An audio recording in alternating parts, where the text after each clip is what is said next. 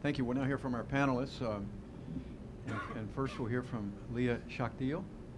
She's an Israeli peace activist and a feminist scholar. Through her teaching and continued activist work with Israeli human rights groups, human rights NGOs, she has worked to bring the values of peace and equality and human rights and social justice to the next generation of Israelis. I think you just heard the very last 4 words, but did you all hear that? Good, okay.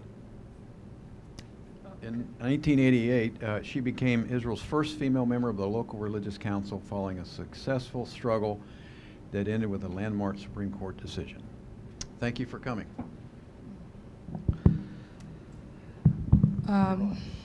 Okay. I have a tough job now to speak after Nurit. Nobody in this room wants to be in your place, having lost a daughter to a bomb. And you know, the heroism that comes out of this position, that in the organization, the parent circle, that Aziz, that we just heard, is also told his own story as part of that, is like unbelievable.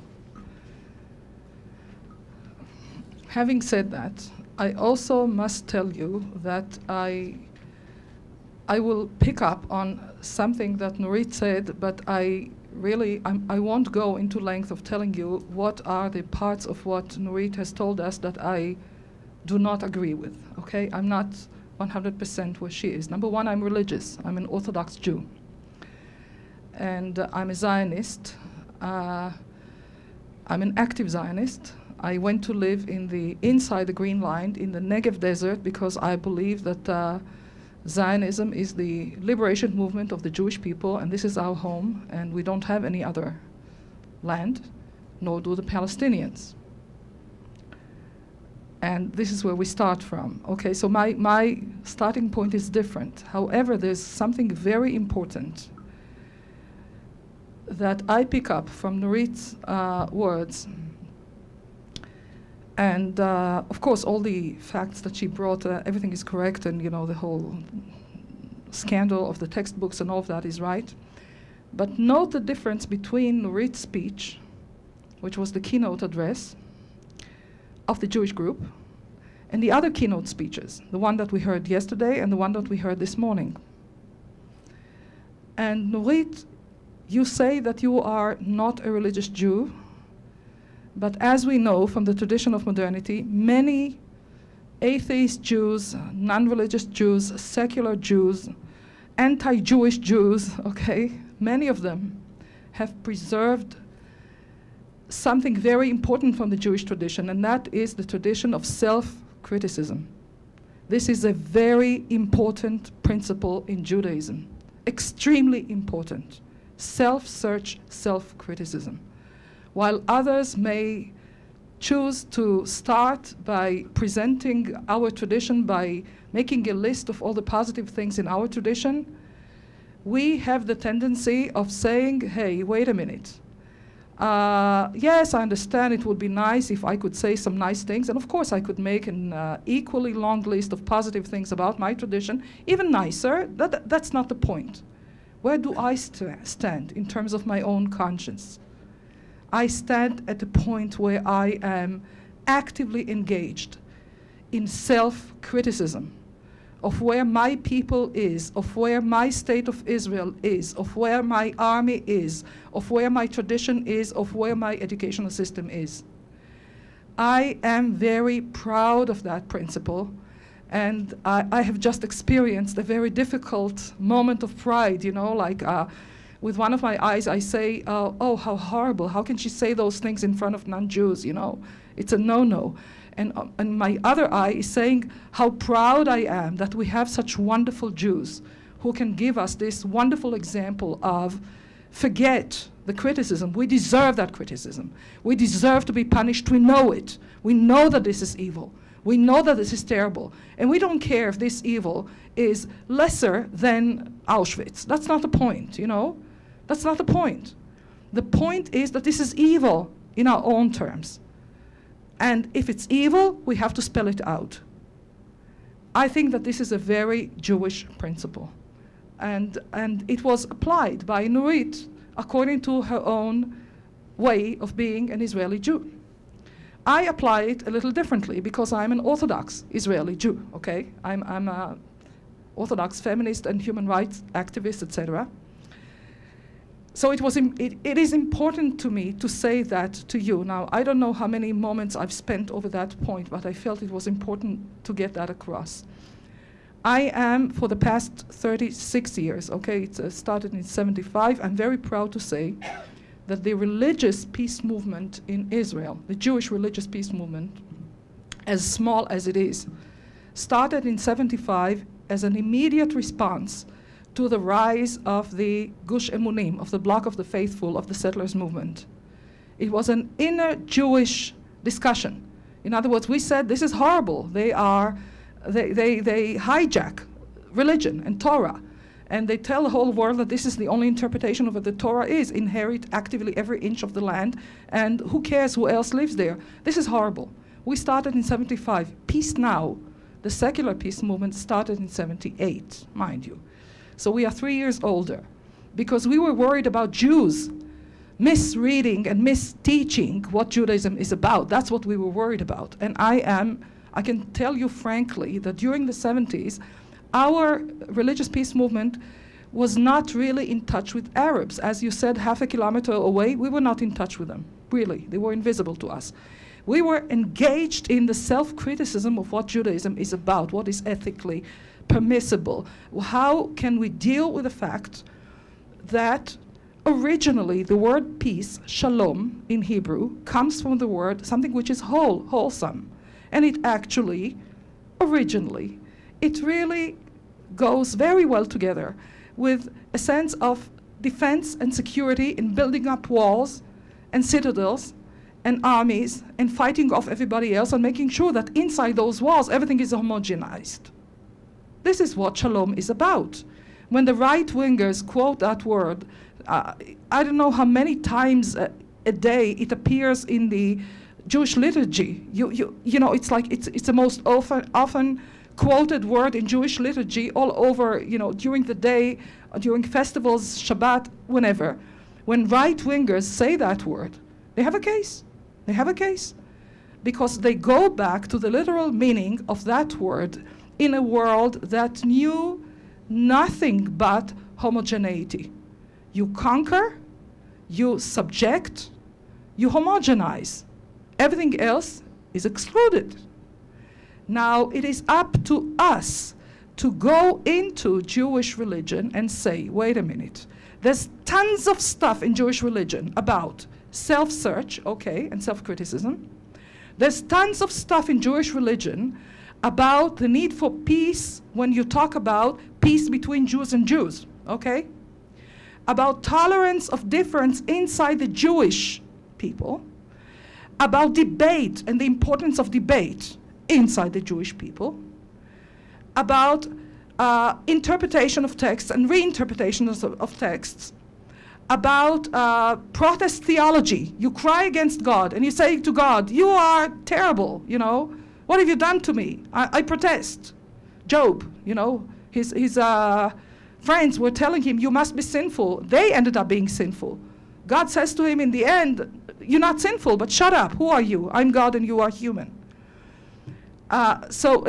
There's so much going on inside Jewish tradition. How do I take all of that richness of fighting and conflict and debate and reinterpretation and tolerance towards other Jews and loving and making peace between one and the other? Aharon did that, Hillel did that. How do I take all of that and say, excuse me, it's modernity. We're supposed to apply that also in relation to non-Jews, way and beyond where the ancient scripture was able to use it, because the new thing that came with modernism about tolerance and then about coexistence and then about peace in the modern sense of the world. Peace in the modern sense of the world is the exact opposite of what peace in antiquity meant. Pax Romana, okay? Pax Americana, okay?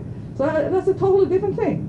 What we're talking about peace now, we're talking about the humility of containing yourself as small or as big as you are and say, there's others over there, and we have to make room for them and recognize their otherness, not ask that they become like us before we make peace with them. That's a totally different notion. How do we do that? I've been working on that for 35 years inside my Jewish community. I've been doing the checkpoint women who go out there. Out of our 7 children, there are 2 who live in the territories. We don't give them a penny towards housing, and they don't understand it to the present day. But we do serve in the army because we do feel that the Jewish people, as such, has a place in its ancient homeland, except, what can I tell you? There's some other people there, and it doesn't matter that one is ancient and the other one is young. That's not the point. The point is that we have 2 peoples in the land. I wish Palestinians good luck in the upcoming UN thing. I also happen to chair now the vision committee of the committees that consult the leaders of the social protest in Israel now. So I've been on email constantly. It's ridiculous, you know, like I brought my computer with me. It's completely ridiculous. So and I say there's a whole generation of Israelis out there, mind you, 500,000 out of a 7 million population. Can you imagine what percentage of Americans would have to be out in the streets? You know, 14%, okay, of the entire population, which means adults, not babies, were out in the street, and it was all measured because they have now this new technology of monitoring your cell phones. So they know, they counted the people, they know it was 500,000 out there, again and again, saying to the government, we couldn't care less what's happening in the territories. They're not saying we are pro-Palestinian, okay, so I'm not completely happy. But they are saying we have another agenda, change the political agenda of this country once and for all, because we're tired of what is going on. I am very optimistic from that point of view, but I'm also very worried because I've been at it for 36 years, okay? Year in and year out, it is an extremely tiresome job which we don't have the luxury to not do. Thank you.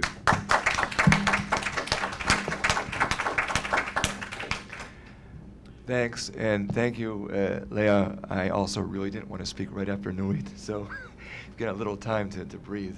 Did you want me to introduce you, or you just want? Sorry. No, I'm sorry. glad.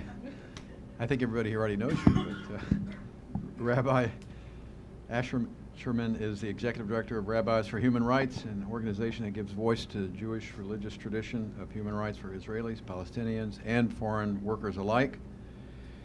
And you'd be interested to know, in this role, he has engaged in nonviolent resistance against the demolition of Palestinian homes and olive groves and the erection of a wall separating Israeli and Palestinian areas. Rabbi, you're on. Okay. So I think your presentation, of course, gives us the extent of the reality of the problem. And I'll still take upon myself the somewhat more contained task of talking about where religion does fit into this. But it's always important to remember that we're not just having a nice theoretical debate, that this is our lives, and a situation in Israel in which one of the challenges is that, as you expressed very clearly, you identify certain policies of our government, our army, maybe even our religion, that lead to the deaths of your daughter and others. And if we had some other people in the room, they would say that the things that probably all 3 of us would advocate lead to the deaths of children. And so one of our challenges, of course, in Israeli society is when we all deeply believe that other people are leading to the deaths of our children, how do we even talk among each other? And it's one of our great challenges. But one of my professors, when I was studying to become a rabbi, one of my rabbis, Rabbi Leonard Kravitz, had the clap on the head theory of Jewish history. And what does that mean? That basically he would show that if you look at some of the different Jewish scholars, rabbis, philosophers throughout Jewish history, that when Jews were being clapped on the head, you had people producing very xenophobic, sometimes even racist ideas. Look at Yehuda Levi, a medieval Jewish philosopher and poet, who basically said that there's an inanimate soul, there's an animal soul, there's a human soul, and then there's a Jewish soul. That somehow Jews are really different in at that kind of level than any other human being, as opposed to Maimonides or others who would hobnob all the time with Muslim and Christian scholars and find commonalities. And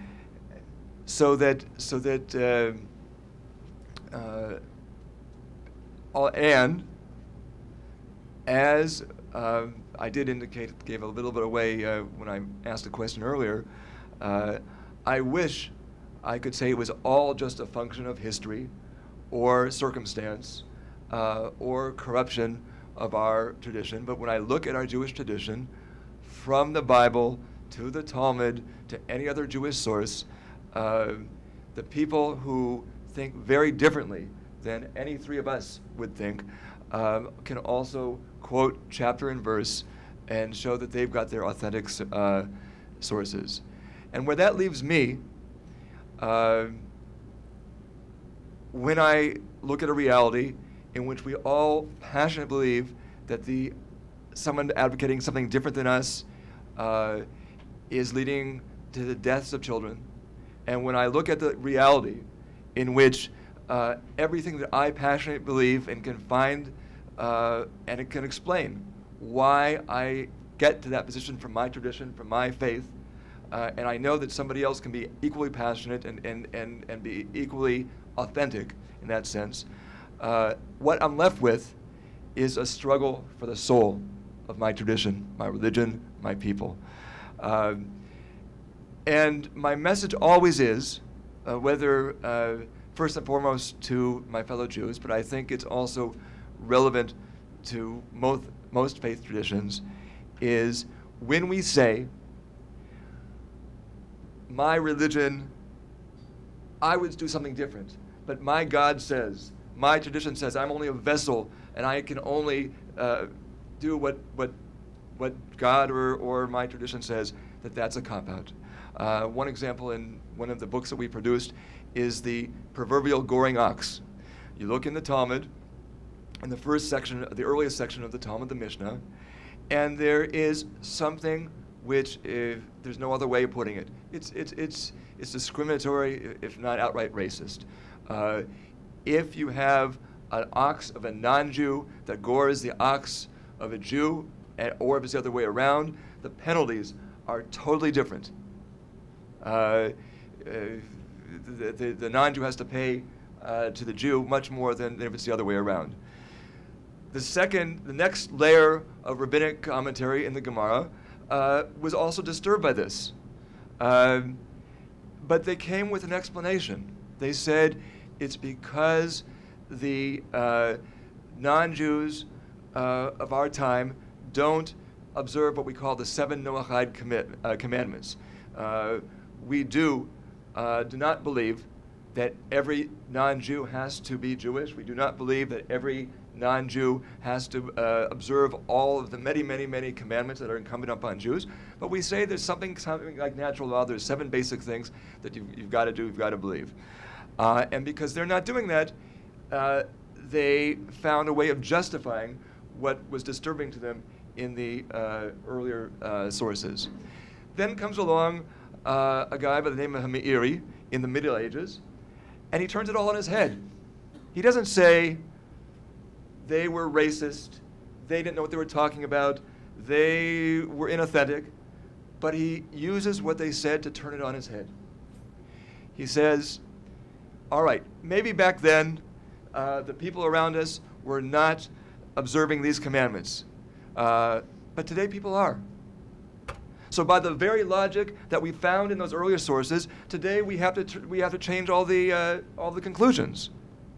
All right, and again, I don't want to spend the few minutes I have and to confuse you with all the details, but the point is that just as Meiri did it, each of us is one more layer of that ongoing tradition, And we cannot absolve ourselves of the responsibility not to bring ourselves, our faith, into that argument, into that debate with our fellow Jews, or if we're talking about the Jewish tradition, and I think anybody else and others.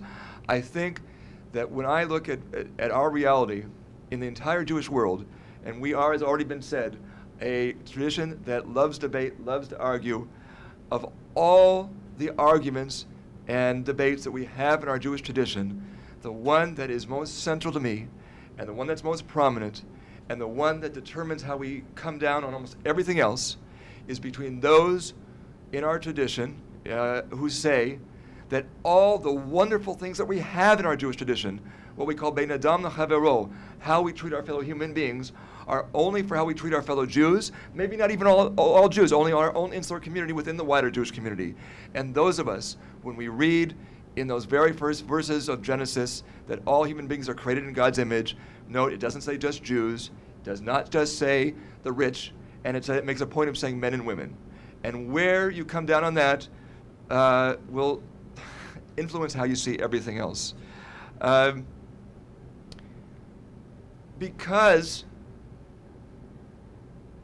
we are so influenced, all of us, Jews, Palestinians, and everybody else, I think, about to the extent that we've been clopped on the head, we all carry around stereotypes. We all, especially when we, as has been already mentioned, we don't have any communication with others. Once I was meeting, I went to visit to pay a condolence call in a Palestinian village to a Palestinian family that their son had been killed in what didn't seem, it seemed that it was by abuse and violence by the Israeli army, although I wasn't there to see just what happened. I did something which actually our tradition says not to do. After expressing my condolences and my sympathy, I said something to the effect of, now, I hear all your pain and anger. Imagine what Jews in a similar situation might be saying about you. I mean, I hear what you're saying about Jews, about Israelis, but what they're saying about you in some living room in Tel Aviv. And most of them just were not able to hear that at that point. It wasn't the right thing to say at that time. But one of them said to me, you know, you're right. And I wish that I could go to Tel Aviv to pay a condolence call to a Jewish family that's lost a loved one to Palestinian terror. Unfortunately, I don't have a permit. I can't get in. And so we have all these borders and things which prevent us from even having that basic kind of communication. And it leads to the situation in which statistics show there is a clear majority of Israelis and Palestinians who want a negotiated compromise agreement to find a peaceful solution, and an even larger percentage on both sides that say, we want peace, they don't. And with all the things that you cannot talk about any kind of symmetry between Israelis and Palestinians when we Israelis have so much more political, economic, military power, we are entirely parallel in two ways. One, there was a late 19th, early 20th century Rabbi Tamarat who said his interpretation of the Exodus story was, why did the children of Israel have to stay in their homes when the children of death passed over the land of Egypt? Because he said, even when your cause is just, any cause contact with violence corrupts, and the difference between being a victim and a victimizer can be less than a hairbreadth.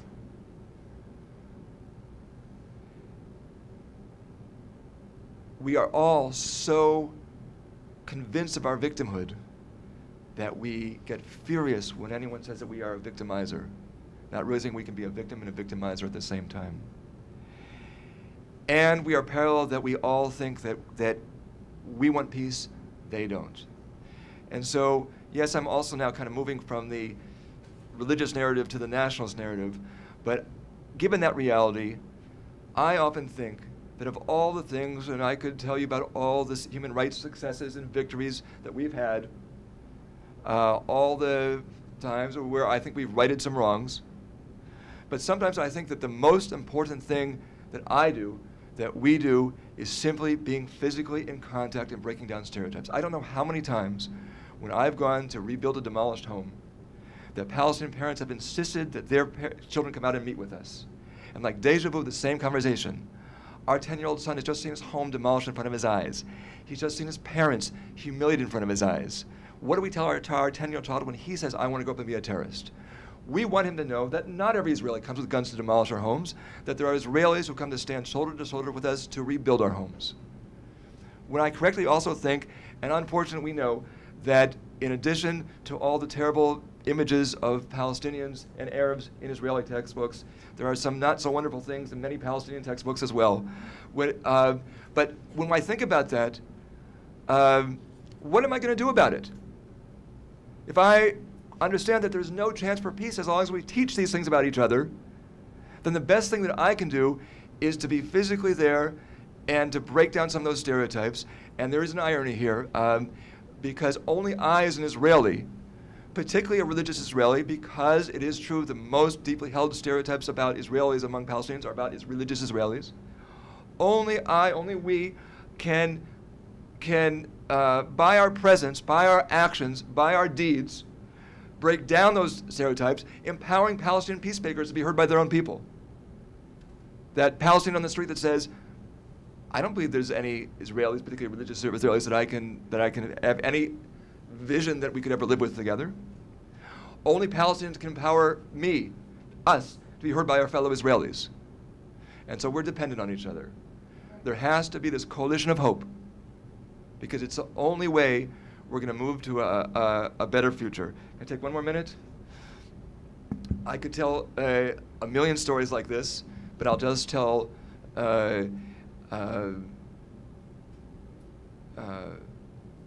one more. Let's see. Which one to tell? One day I was at a protest against the route of the separation barrier, and I get a cell phone call. I don't know what we used to do before we had cell phones, to come to another neighborhood because a 13-year-old Palestinian boy has been caught by the border police. He's being beaten. I and two other Israelis go to where this is happening, start approaching the jeeps. The border police start shooting tear gas at us. The other two go back. I'm the only one stupid enough to keep on going forward. And when I get there, the commander beckons me, grabs me to the throat, starts shaking me violently, headbutts me, starts screaming, "You're arrested, you understand, you're arrested." I didn't know why, but I certainly knew I was arrested at that point. I see this young boy strapped to the windshield of a Jeep, shivering in fear, unsuccessfully trying to hold back the tears. All my pleadings, my requests to protect the boy, to move us, to not use us as human children. The Palestinian youth who could have decided not to throw stones at their own, started throwing stones, hitting the Jeeps that we're forced to be in front of, and we really are being used as human shields.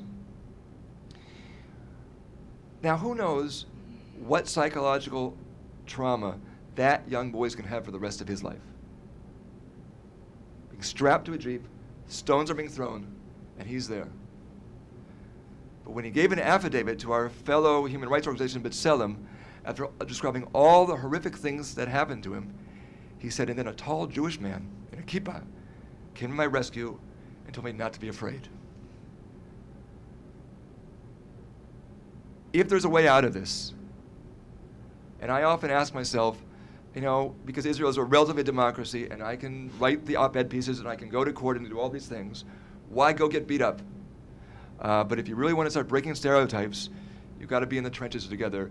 And so that's the role of activism, because that's the way that we're going to create a better world that's based on the highest values in each of our religious traditions, and not those that advocate for things else. Those values that recognize in each of our traditions the intrinsic value of the human being. Thank you, Rabbi.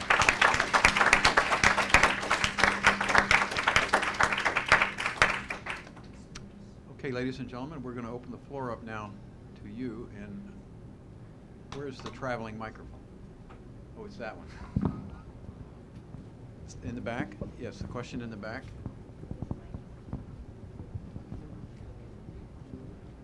And do us a favor, please speak into the microphone. Sure.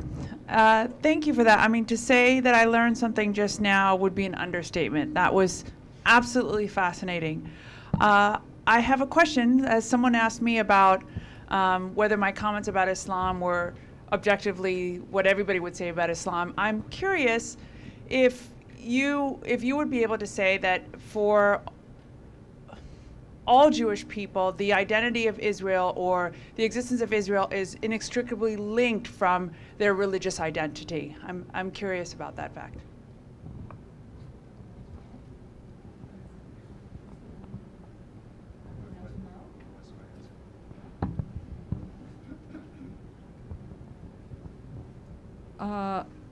Yes. I'm losing eye contact with you. Okay, sorry. I would say yes, because it's not to say that all Jews, contemporary Jews, are religious. Of course not. Many of them are not at all, and but maybe most of them. Of the millions of Jews in the world now, I think lots of them are really assimilated, intermarried, move away. There are lots of others who are self-identified Jews but are not religious, etc. But definitely we have to accept the fact that in antiquity, the tradition was deeply linked with the God in the middle idea, and that even if you look down the ages when things became secularized and reinterpreted as a national tradition or as a cultural identity and not or as an ethnic identity and not as a religious affiliation, I think that the roots are still there in a very strong way. I think it was Professor Gershom Shalom, who was the most important scholar and researcher of Jewish mysticism, of Kabbalah.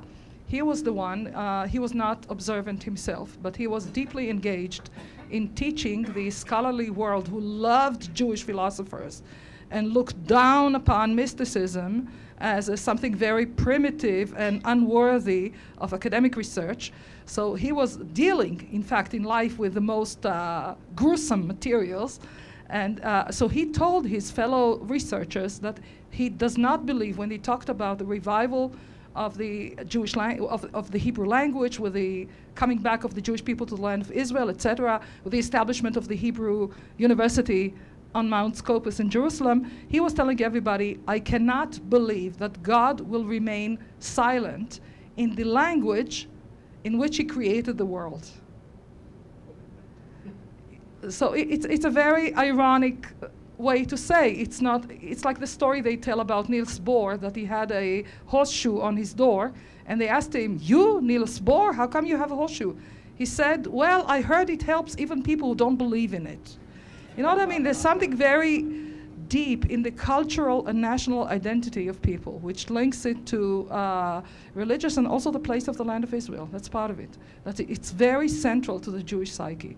And the efforts of secularizing it go on. That's my take on it. I don't know, maybe I'd like to.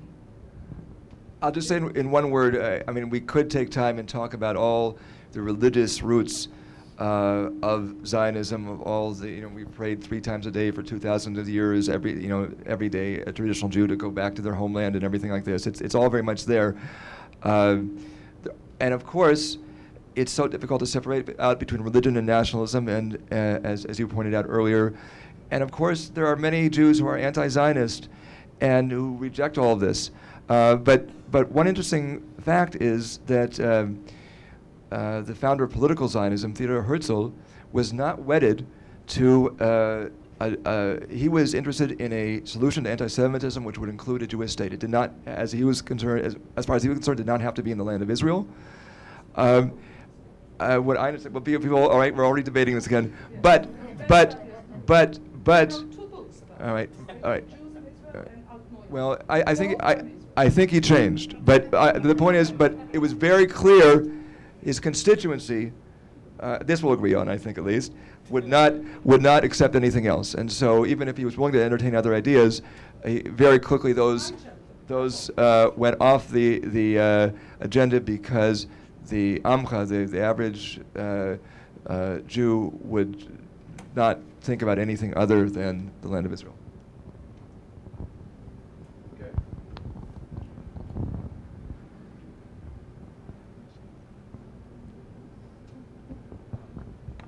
Yes, sir. My name is Peter Spalding. I'm a retired Foreign Service officer who served in Israel and also in Indonesia, the largest Muslim country in the world.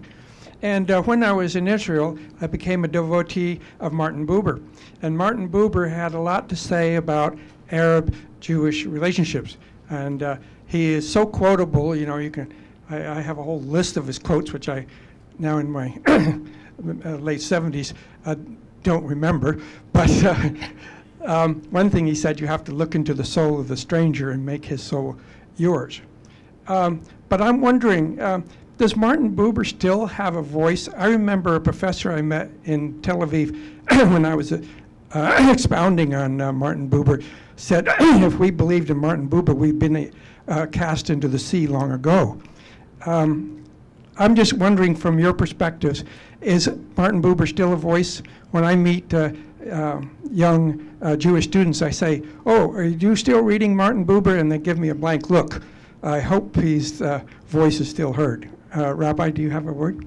I have a word.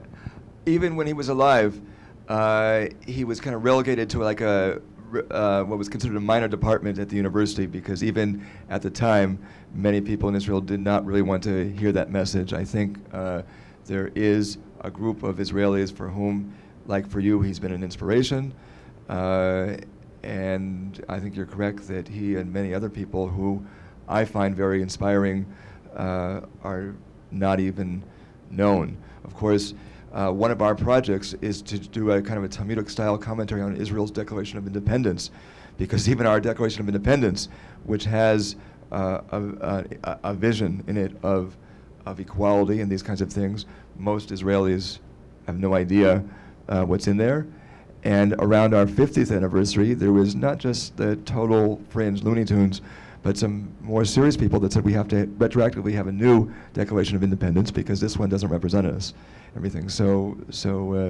But overall, I think not only Buber, many people like him are sadly not learned, not known. I just want to add something a little bit personal. My son, my youngest son, Igal, who was Leah's student last year, I don't know if it's because of Leah or other teachers, it was some sort of extra high school year in which they really learned something.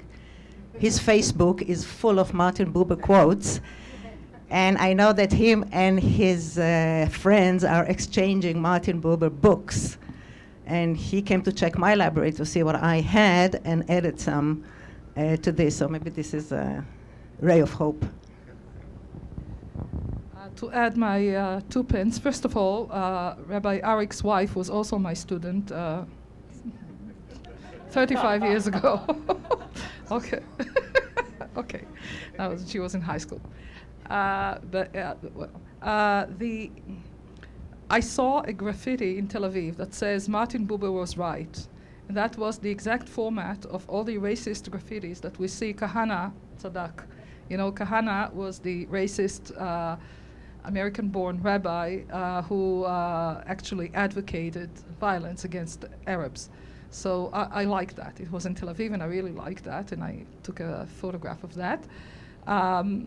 I'm afraid I also want to say something critical of the intellectual community, the intellectual Jewish community. Everybody is in love these days with Immanuel Levinas. Levinas was, first of all, a nicer man as a person than Martin Buber, okay? But I wonder, you know, because Levinas is all about, you know, meeting the other and the responsibility towards the other and ethics and everything, but it doesn't get political, okay? So it's a safe spot to be if I'm an intellectual. Martin Buber is less user-friendly in a way. I mean, his prose is, well, French is not the easiest, but it's easier than German, okay? So his syntax is like crazier. but he also has some political implications. But people shun away from that, even in intellectual community, okay?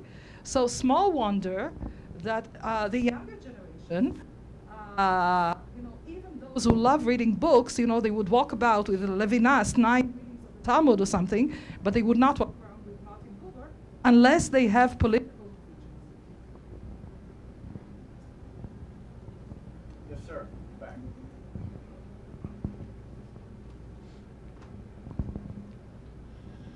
My name is Hanna Signora. I come from East Jerusalem, and I'm really very enlightened with what I heard yesterday and today and this morning from both panels. I think if we all stand together, we can make a change in both our communities. The trouble is that, unfortunately, instead of winning the battle, we are losing the battle. And this is where, what can we do to fight people like Avigdor Lieberman, Gush Emonim, and those who are using religion as a tool actually to derail the peace process?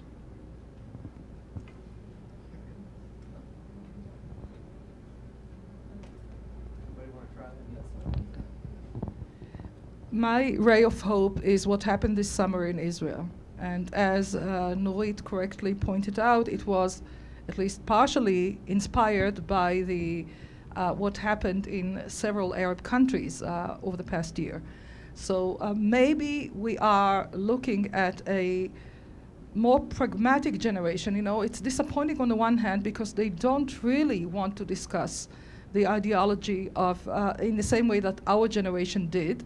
But on the other hand, they want to have a normal society to live in where the state is a welfare state that takes responsibility, that gives them, that reassures they have all their civil liberties, and that listens to them. And maybe the next elections will be better. In other words, we'll see less people rushing to the polls to vote racist because they are so scared of of democracy, and we'll see more people rushing to the polls voting for democracy. This is my ray of hope. I think that the work that we do as educators, as religious leaders, and as politicians, as journalists, you, Hanna Signora, are one of my heroes. Being such an important icon of somebody who had been working for peace and coexistence for so many years.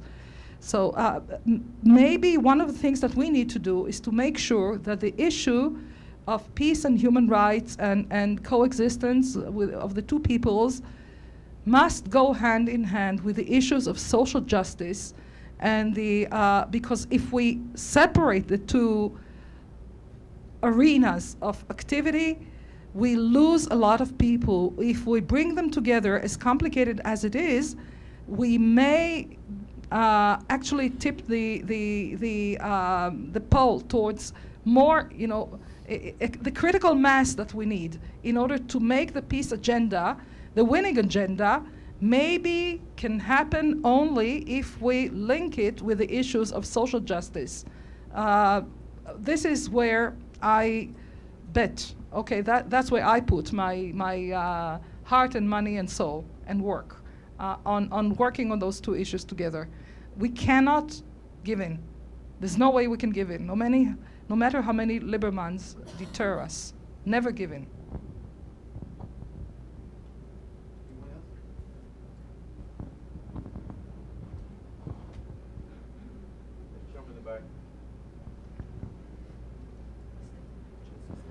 In the previous panel, Aziz Sarah was talking about asking the hard questions in interfaith dialogue, and one of them he touched upon, and I'd like to hear what your answer would be, is what are Jewish religious interpretations of those parts in the Torah that told the chosen people to wipe out the original inhabitants of Canaan? So not just your opinion, but the basically the spectrum of Jewish religious interpretations of those texts. If you could comment on that, thanks. I think we first have to admit that they're there, okay? And that's what I've tried to say in a couple different ways today. To say that they aren't there doesn't do us any good. It doesn't make them go away, and it doesn't mean that they're any less driving, motivating forces for those who pay attention to them. It is true that you cannot read the Bible without coming to the conclusion that the Torah, the Bible says God says very clearly that God has given the land of Israel to the Jewish people in perpetuity as a sign of the covenant. It is, and of course, in the Jewish tradition, unlike some other traditions, we don't believe that that covenant's ever been abrogated.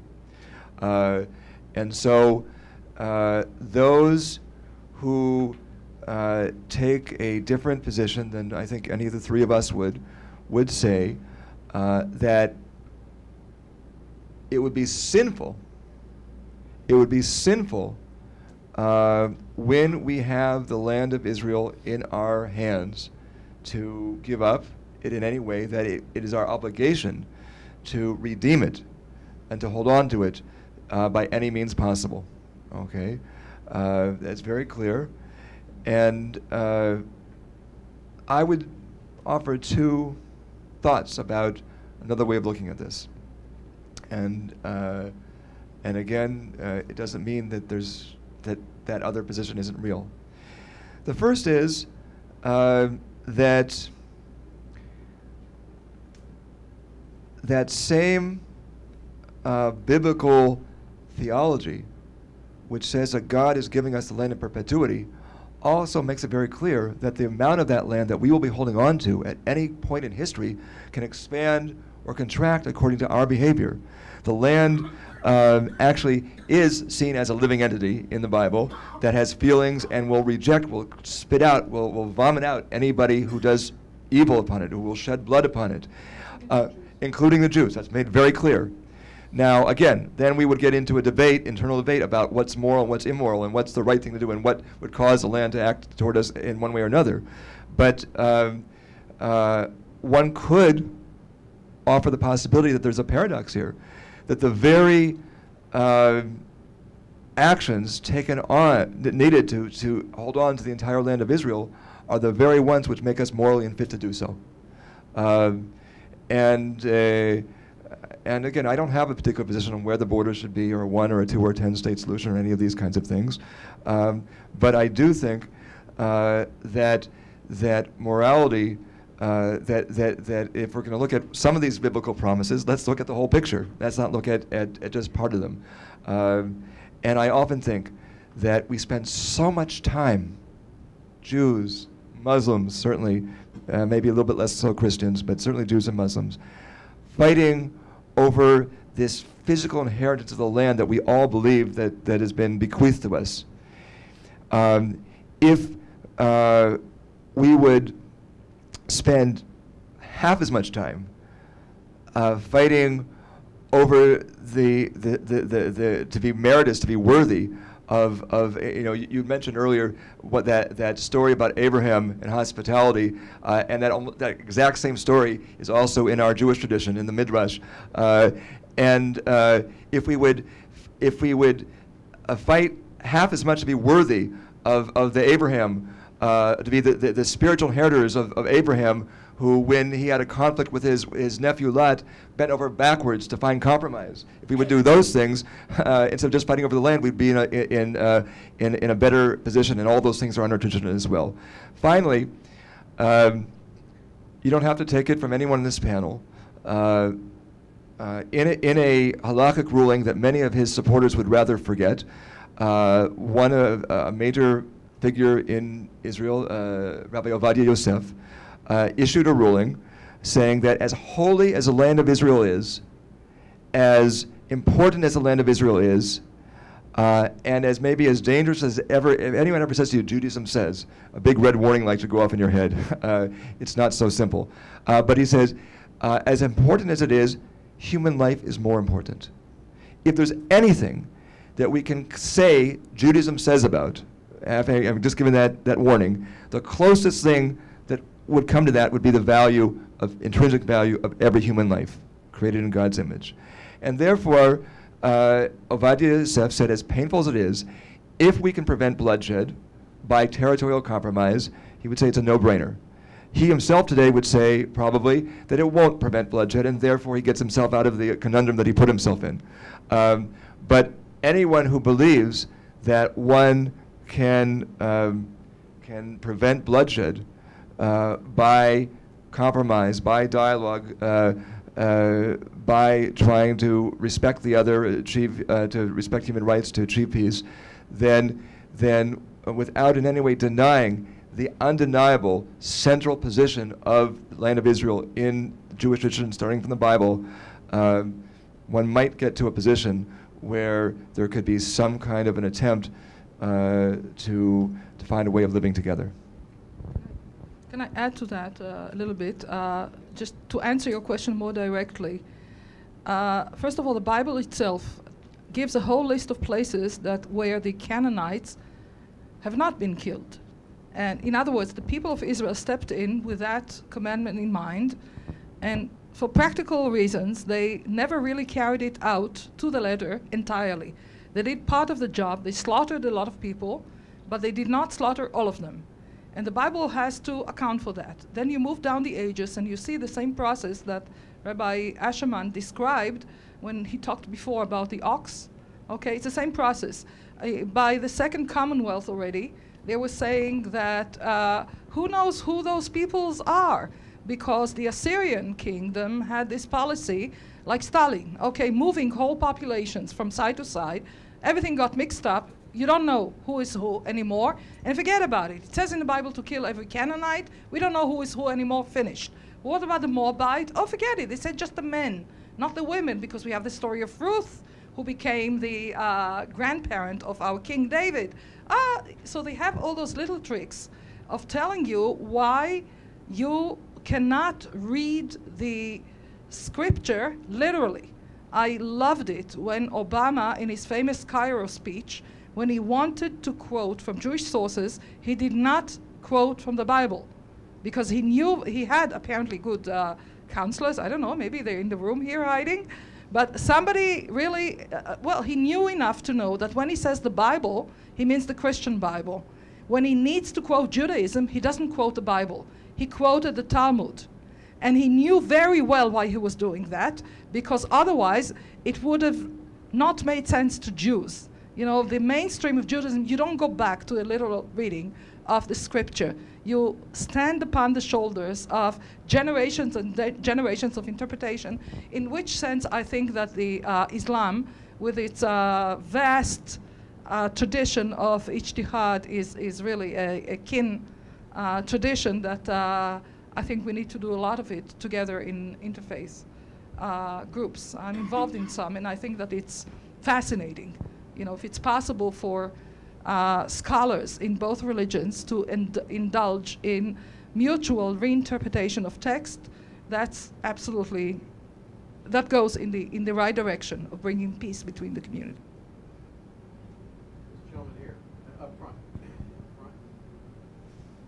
If there are other people who want to ask questions, just wave your hand at me so I'll know where you are. I'm wondering, in terms of the Talmudic tradition, rabbinic tradition, what play is given to the idea that the promise of land, the Abrahamic covenantal language, stresses land and seed for the purpose, teleologically speaking from God's point of view, to be a blessing to all peoples. And it's the idea of being I mean, that's why God chose them, is the initial kind of literal reading of Genesis 12:3. And Isaiah seems to pick up on that hugely and suggests that, yes, Israel's to be a beacon of light, of justice, of peace, of shalom, and that's the whole reason that God chose Israel. And I'm wondering, does that idea get play in the Talmudic tradition, and where is it today?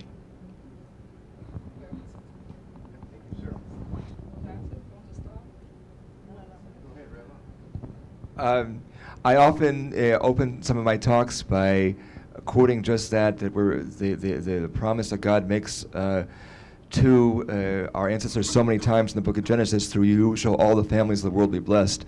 And that to see that the goal of what we're doing is, if the reality today is what's a blessing for us is a curse for others, that we should try to achieve a reality where that that is comes a little bit closer to fruition. And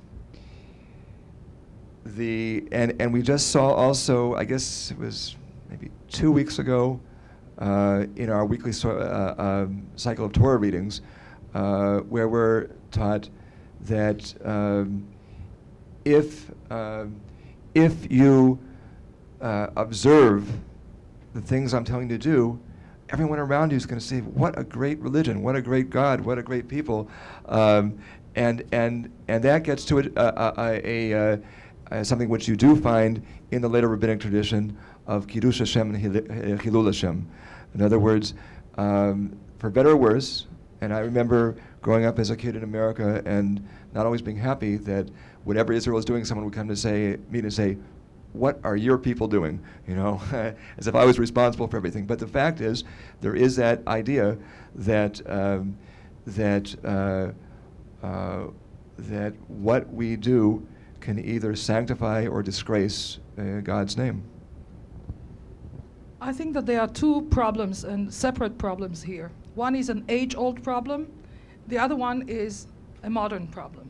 The age-old problem, which Jews have always been arguing about, is the question of messianism in general. In other words, do we precipitate it in a sinful way, and therefore it's all going to come tumbling down because what we're doing is very destructive? Or are we too slow in actually pushing for it? And that's a big issue. It's an age-old problem. You know, you say to somebody, but Isaiah said that I don't know, I can't remember anymore, I can't say it in English, okay, that I laid down my, sword and shield. Okay, so he said all those wonderful things. If I sing it, then I know it in English. You know, if I don't sing it, I don't know it in English, only in Hebrew. I'm not American, I was born in Israel. I'm Sabra. Okay, so it says all those beautiful things. Why don't we do it now? So for every voice that would tell you, let's push for it, you'll have the other voice telling you, no, it's not the time. This is for when the Messiah comes, when the temple descends in gold from heaven, when, I don't know, wait for God to tell us, to send us a prophet, whatever. So even the whole story of Zionism, you know, there were those who say, my parents chose to join the Zionist movement, and they had to walk away from my grandparents, who kept telling them, stay put in Poland and wait for the Messiah. What are you doing? Joining those secular Jews in eating treif, in eating pork? You know, what's going on? You know, you can't do that sort of thing. So that's an age-old problem. You know, whether or not we are we ready in the 21st century to face the universal message, or do we still have to step back and worry about the Jewish people and its own salvation and security in the land of Israel? It's an age-old problem, and probably you can understand that I can say that what I do all my life is try to tell people that there's no way you can become ethnocentric and forget about the universal values. It's difficult, fine. You know, we didn't come into this world to inherit an easy path. You know, I have a beautiful passage from Eleanor Roosevelt, which I adopted about that. You know, like it's like, it's not easy, but that's the idea. You cannot say that the inner circle of securing the Jewish people exempts you from worrying about universal message of ethics, etc. That's the age-old problem. But there is another problem which I talked about earlier, and that is that we need to really reinterpret everything. Because even when you look at the universal message there, in and by itself, what does it mean? Homogenize everybody into believing in the one God. And in brackets, in small letters, listen, let's do something about the others. If they don't want to be transferred / killed, we need to missionize them somehow until they believe in that. In order for me to say that the messianic message does not mean let us strive for a homogeneous world, but let us strive for an idea of peace, which is pluralistic, which does not expect everybody to look up to the Jews and say, oh yes, the house on the hills, as the, you know, well, you had it in New England also, right? How the pilgrims read the message in Isaiah of having this, the city on the hill, which is really homogenizes everybody. No, we want to reread it as a different message. Universalism, what does it mean? That we need to lead the way towards a pluralistic world, okay? And there was even talk in this conference about how the literal meaning of the word tolerance, even that is not enough for us. To tolerate the other in the sense of suffer and grind our teeth and say, okay, I cannot kill you, so why don't you live here, you Protestant son of a bitch? Okay, I'm leaving you alone because I can't kill you. All right, so it's that's not enough for us. We need to go beyond that. In order to reinterpret the messianic message, that's a new task. And I really think that we have two tasks here, not one. Okay, this young lady was next, and then the gentleman in the back. Thank you all for coming. I think that this is the kind of discussion that not just academia needs to have, but everyone needs to have. Because especially, I mean, we've been referring to it all day. Everyone's afraid, you know, of what's going on right now. So I think, thank you very much for coming. But as the UN meeting is coming up, I'm just curious, all of you as Israeli human rights activists, what is your opinion on the solution for Israel-Palestine in the future? 1 minute each. Okay, I will reiterate what Rabbi Ascherman was saying. It's not for me to say, but I will quote a very good Palestinian friend of ours.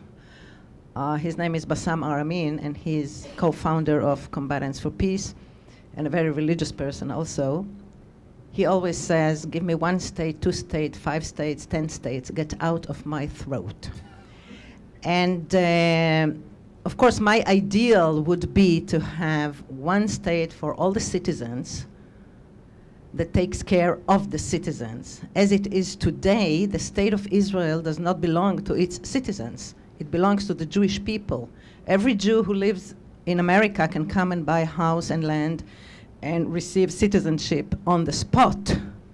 However, Aziz's wife could not get citizenship ever, although his family is very, very rooted in Jerusalem, because he is not a citizen, he is a resident, yeah. So this is a horrible injustice. So my ideal would be that we limit ourselves to the area, stop forcibly bringing Jews in, stop preventing Palestinians from coming back, and really act like a normal state that favors immigration, doesn't favor immigration, but takes care of its citizen. I do believe it is up to the Palestinians to decide what they want, and I think it's our duty to respect it. So as for now, I wish them all the best, and I signed all the petitions that encourage them to have their state declared.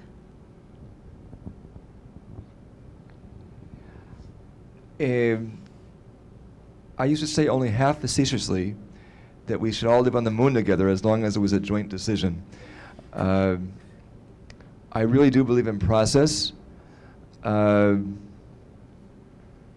believe that ultimately the solution has to be achieved through negotiation and discussion without coercion, because you can be sitting around a table and there can be still plenty of coercion going on.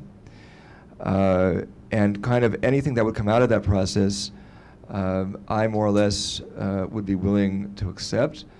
I don't want what I just said to be interpreted as what's been said in criticism of the so-called unilateral actions in the United Nations. I think that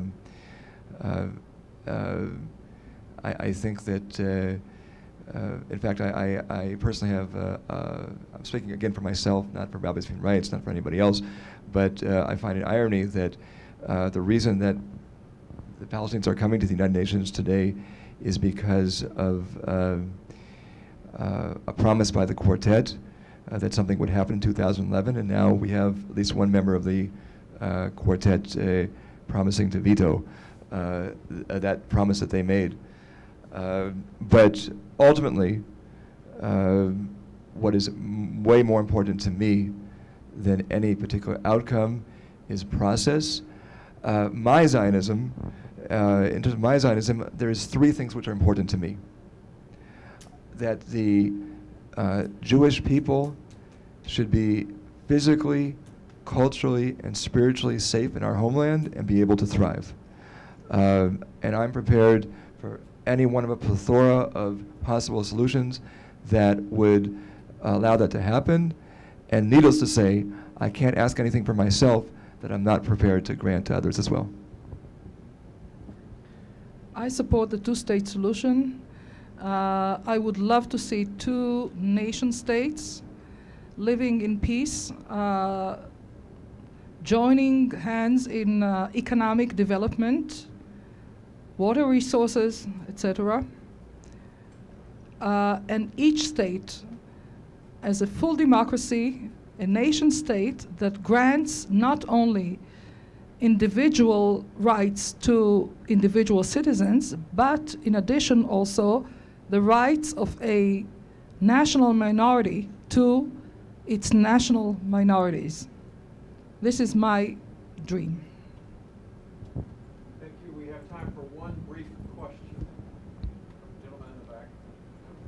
I would like to address the question asked by Dr. Mehermati a few moments ago, and that was, do most Zionist or pro-Israeli people, Jews that is, feel that the Bible is the source of their attachment? Is that correct? Their religious identity is attached to the state of Israel. It's part of their religious identity.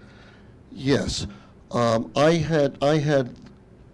I consider myself this is just a personal point of view. I consider myself a secular Jew on the verge of anti-religious, because in Israel, because of the unique way of the Israeli democracy with all the parties, the religious parties have way more power than they deserve, and therefore get to literally blackmail, that's a harsh word, the labor government or the current government into getting concessions, no matter what it is.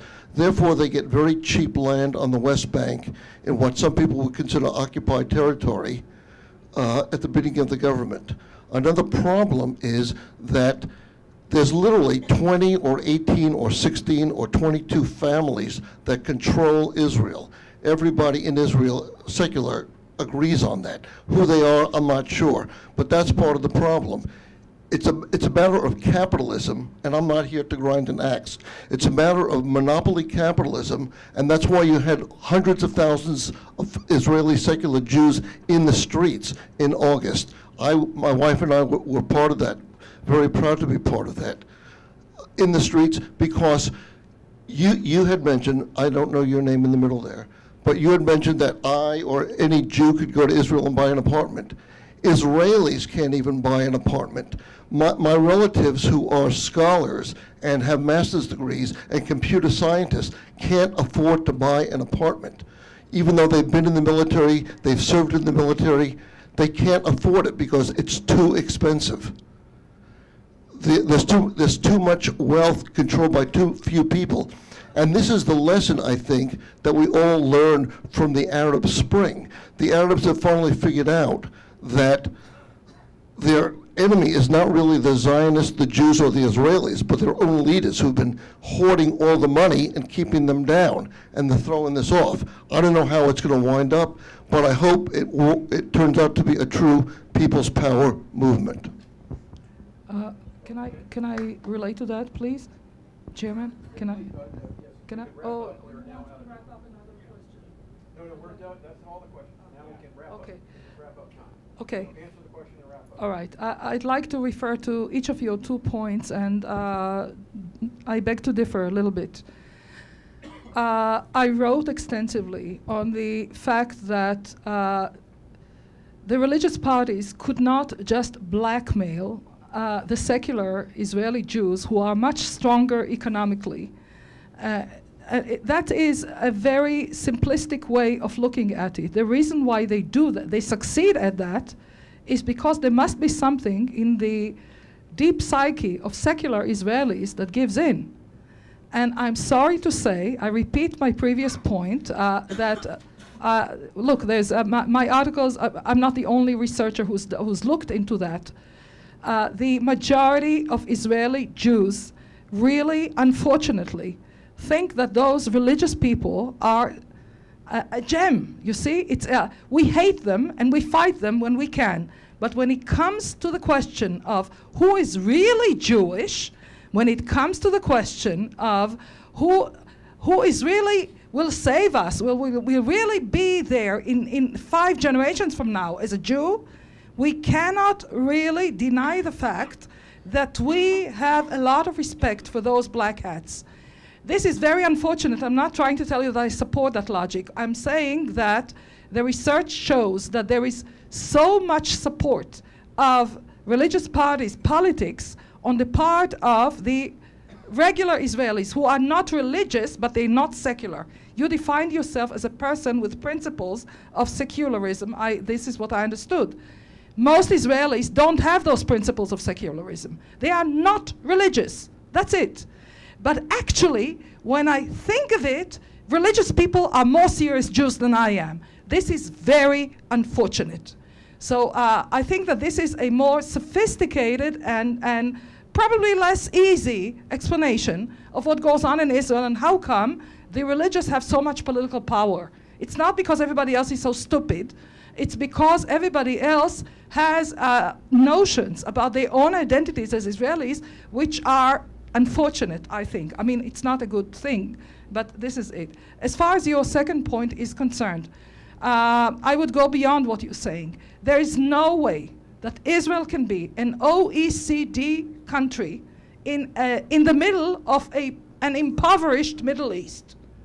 It doesn't work like that. You cannot be a rich person in the middle of shanty towns around you and say, all I'm worried about is the education of my children and the value of my houses. It doesn't work like that. And that's why I insisted before about the need of a joint effort for economic development for both Israel and the entire Middle East. Right now, what we see in Israel is very interesting. The frustration that most Israelis suffer are like, when you look at it only as an intra-Israeli thing, of course it's very painful to think of. When you look at it on a larger scale, and you compare it to the miseries of other countries around, to the poverty in Egypt, okay, and stuff like that, you say to all Israelis, excuse me, you know, you are spoiled brats, okay? So something needs to be done here, which is, I find, extremely complicated, of making sure that Israelis feel that their own well-being is somehow interdependent on the well-being of the entire Middle East. It's not easy. But as I said before, this is what we're working on. I think in line with that, there, you know, even you had said earlier, shalom comes from the peace and wholeness are the same, and there are certain blessings you can't have if the other person doesn't have. In Sukkot, when we pray for rain for all the nations of the world, you can't have this. You're going to have rain, and someone else isn't. You either have rain or you don't, and I think that's a very important lesson. I think 2 other things from this summer and the things that you mentioned, and I will do this very quickly. First of all, there's no question that the story of this protest gripping Israel this summer is the social solidarity that was formed. We were very much involved in trying to help have social solidarity between middle and lower classes. And we've also seen part of the story. And what I want to say is that the not yet completed chapter is to what degree it does involve Arabs and Jews, to what degree that that solidarity can transcend that religious, ethnic dividing line, And if I had time, which I don't, I could give you examples where the movement this summer embraced a wider Israeliness, where it didn't, and where they've gone back and forth and debated. But that's for another day. And finally, without a doubt, and it's also come up here a couple times, that if there is a relation insofar as when you have peace at home, you're more equipped to have peace across the borders. Every couple of years, somebody gets a brilliant idea that if we can just go into the impoverished neighborhoods, into the development towns, and convince the people that are all voting for the right-wing parties that the money that they're supporting going into the settlements isn't going into their neighborhoods, then we could just change the political map.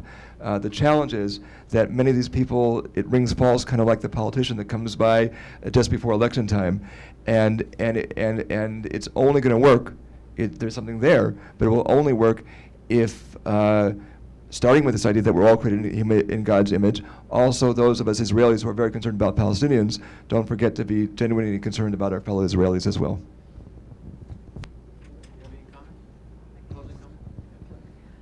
I'll just two comments. First of all, I don't think you should be anti-Jewish if you are anti-religious parties. This is, I think, what it was all about. You don't become anti the religion if some people of this religion are acting in a way that you don't like. I think the problem in Israel is not that religious people get more, but that other people get less. And it's very fashionable also in Israel to be anti-religious. This is not considered racism. And everybody feels very well to be racist towards the religious Jews and the ultra-Orthodox Jews and so on, including the mayor of Tel Aviv, etc. But I think it's the same kind of anti-Semitism which we have to fight and not to encourage. Ladies and gentlemen, join me in thanking our panel.